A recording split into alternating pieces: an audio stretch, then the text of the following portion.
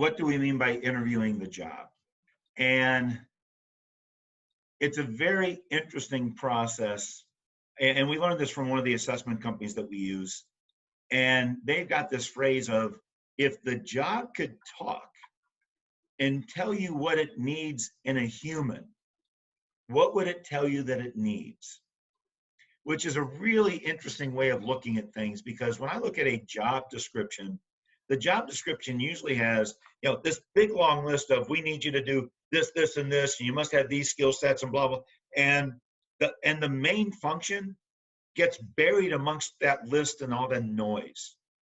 And usually there's really only 3 to 5 key major things that's 80% of the job, and all the rest of it's ancillary stuff. And nobody emphasizes that. So when we say interview the job, it's like, okay, what are those 3 to 5 key accountabilities that make up 80% of the job, that's what we need to focus on? Now, I can think of 2 specific examples or stories. So one was a company that did home improvement. And when you looked at their job description for a salesperson, it didn't even mention the word sales. It's like, wait, this is a job description for a salesperson? It doesn't even mention sales. And as you read it, it really read like it was a job description for a tradesman or a journeyman who could come in and do proper measurement.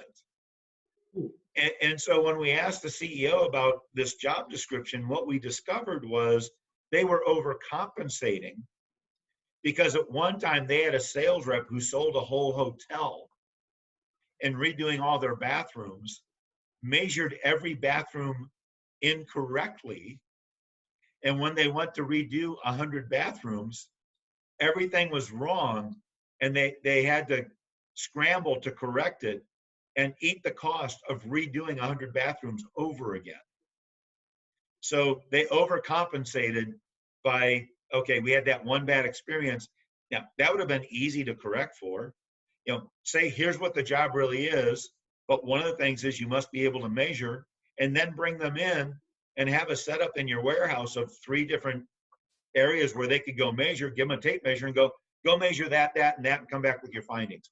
Easy to do. So that's one example.